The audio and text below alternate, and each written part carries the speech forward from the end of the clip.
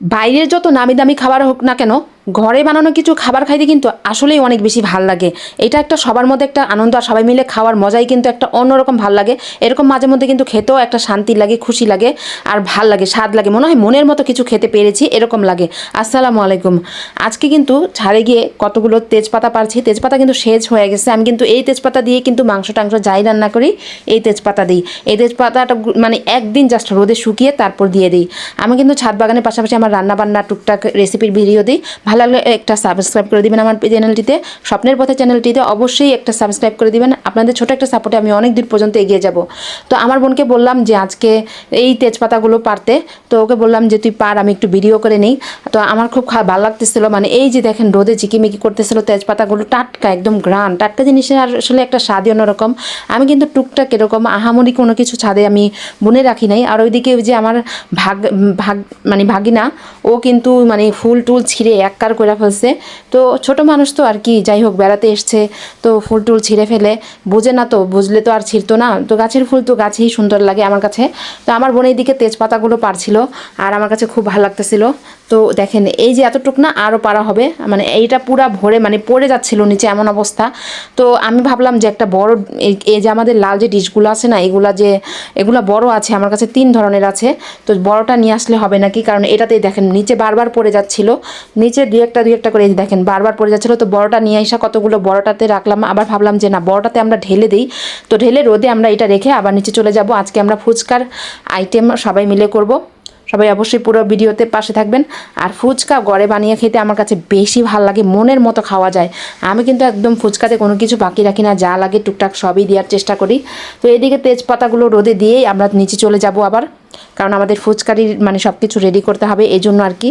তো এই যে তেজপাতাগুলো দেখেন কি সুন্দর, এগুলো কিন্তু একদিন রোদে দিলেই হয়ে যায়। তারপর আস্তে আস্তে নিজের কালার নিজেই চেঞ্জ হয়ে যায়, মানে একদিন রোদে দিয়ে তারপর এটা যখন আমরা রেখে দিব তখন কিন্তু নিজেই কালারটা চেঞ্জ হয়ে যায়।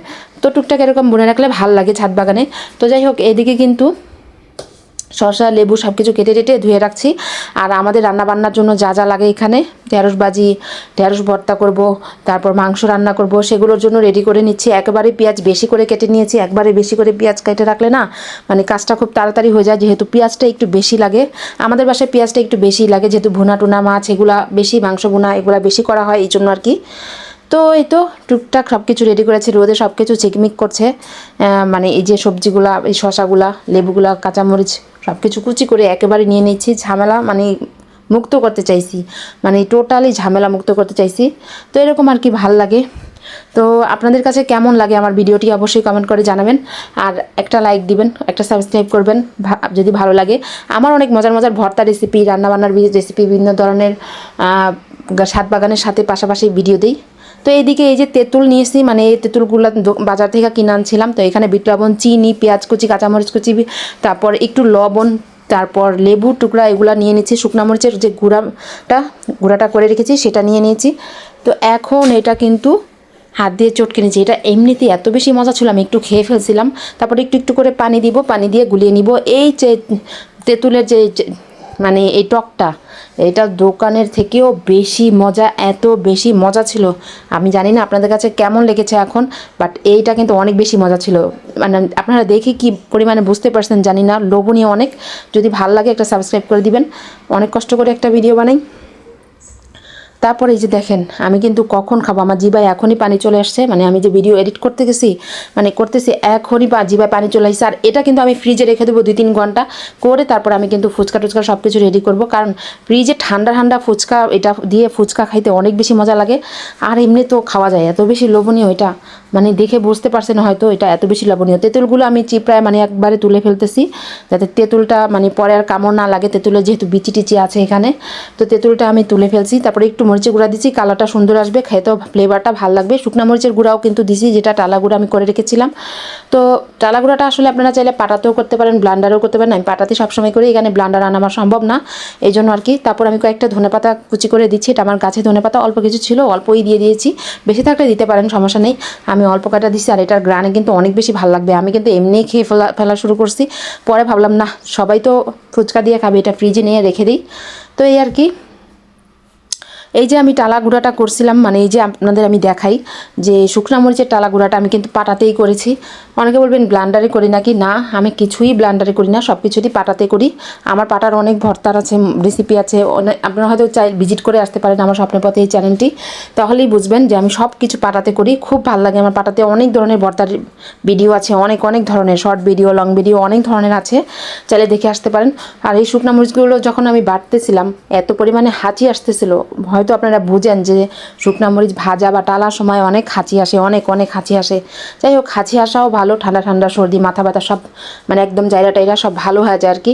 তো এটা গুঁড়া হয়ে গেছে। এখন আমি এই যে আমি চটপটির যে ডালটা, এই ডালটা কিন্তু আমি সিদ্ধ করে রেখেছিলাম লবণ দিয়ে আর একটু হালকা হলুদ দিয়ে, তো সেটাতে আবার আলু সিদ্ধ করে উপরে দিয়ে কিছুক্ষণ রেখে দিব। এর মধ্যে অন্য কাজ আছে। তো এটা কিন্তু এই যে আলু আধা ভাঙ্গা মানে পুরোপুরি ভেঙে দিব না, একেবারে চটকে দিব না আলু ভর্তার মতো। এই যে ফুচকাগুলো, এগুলো দোকান থেকে কিনে এনেছিলাম, এই ফুচকাগুলো দিয়েই বানাবো। আর আমার কাছে ফুচকা মানে কি বলবো, আমি জানি অনেকেই ফুচকা পছন্দ করেন, তাই না? তো এর আগে কিন্তু ফুচকা বাজার আগে আমাদের আমি ভাবলাম যে একটু শেষ করে নিই, যেহেতু রান্না বান্নার খাওয়া দাওয়ার একটা ব্যাপার স্যাপার আছে। সব ঝামেলা শেষ করে আমি আমার মেন ভিডিওতে যাই, কারণ সবাই তো খাবার দাবার খেতে হবে, তাই না? এই আর কি। তো মাংস রান্না করতেছিলাম আলু দিয়ে। আলুটা আমরা খুব পছন্দ করি, বিশেষ করে বাচ্চারা যেহেতু খাবে, আমার ভাগ্নেরা ভাতিজে সবাই আর কি খাবে, তো এই জন্য আর কি আলুটা দেয়া। আর আমার ব্রয়লারের মুরগিটা মানে ভুনাটা বেশি ভাল লাগে, আলুটা কম দিলে ভাল লাগে। আলুটা আমার মাংসতে ভাল লাগে, খুব ভাল লাগে, কিন্তু গরুর মাংসে বেশি ভাল লাগে। তো এই জায়গায় মাংসটা কষিয়ে টষিয়ে আমি ভাবলাম যে ফুচকাটা তাড়াতাড়ি করে ভেজে নিই, ওয়েদার খারাপ হয়ে যেতে পারে, যেহেতু বৃষ্টির সিজন, ওয়েদার খারাপ হয়ে গেলে আবার ভিডিও করতে পারবো না, তাই ফুচকাগুলো ভেজে নিচ্ছি।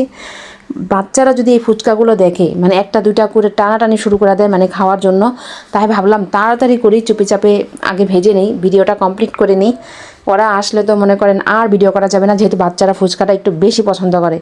তো কেমন লাগলো আমার আজকের ভিডিওটি দেখেন, শেষ পর্যায়ে এসে পড়েছি। এখন কিন্তু সব কিছু দিয়ে দিচ্ছি, বিট লবণ, একটু পাঁচ ফোড়ন, কোনো চাট মশলা দেওয়ার দরকার নেই, একটা স্বাদ মশলা ম্যাজিক যে এটার একটু অর্ধেক দিয়েছি, বেশি না দিয়ে এটা জাস্ট এখন মেখে নিব। একটু শসা কুচি, পেঁয়াজ কুচি, কাঁচামরিচ কুচি দিয়ে দিচ্ছি, আর কিছুটা আমি ওই প্লেটে রেখে দিব। আলগা যারা খাবে মানে ফুচকা বানানো শেষ করে উপরে দিয়ে যদি কেউ খেতে চায় তাহলে আর কি এক্সট্রাভাবে খাওয়ার জন্য। তারপর আমার বোনকে বললাম আয় আমরা সবাই মিলে একসাথে খাই। দেখেন কি পরিমাণে লবণীয় হয়েছে, মানে আমার তো জিভায় এখনই পানি চলে আসছে। ঝাল ঝাল করে এরকম মনের মতো কইরা কিন্তু দোকানে পাওয়া যায় না, সব কিছু দিয়া টিয়া। এটা কিন্তু একবারে বাসাই সম্ভব যে এইভাবে এত মজার একটা টক, এত মজা করে শসা, কাঁচামরিচ, পেঁয়াজ কুচি সব কিছু দিয়ে, উফ এত বেশি মজা, আমার এখনই আবার খাইতে ইচ্ছা করতেছে। জানি না আপনাদের কাছে কেমন লেগেছে, লবণীয় হয়েছে কি না বলেন তো। তো এই যে দেখেন আমরা খাওয়া শুরু করে দিয়েছি, মানে অনেক ভাল লাগতেছিল, অনেক অনেক বেশি। আমার জিভা পানি চলে আসছে, আমি আর কন্ট্রোল করতে পারতেছি না নিজেরে, মানে এত বেশি লোভনীয় হয়েছে। তো আমার আজকের ভিডিওটি কেমন লেগেছে অবশ্যই সবাই কমেন্ট করে জানাবেন, আর একটা সাবস্ক্রাইব করে দিবেন স্বপ্নের পথে চ্যানেলে। অনেক কষ্ট করে কিন্তু আমি একটা ভিডিও বানাই, একটা ভিডিও বানাতে হয়তো অনেক সময় লাগে, কিন্তু কয়েক মিনিটের হয়। সবাই ভালো থাকবেন, সুস্থ থাকবেন, স্বপ্নের পথে পাশে থাকবেন, আমার জন্য দোয়া করবেন। আর মজার মজার যাতে আমি রেসিপি নিয়ে আসতে পারি। আল্লাহ হাফেজ।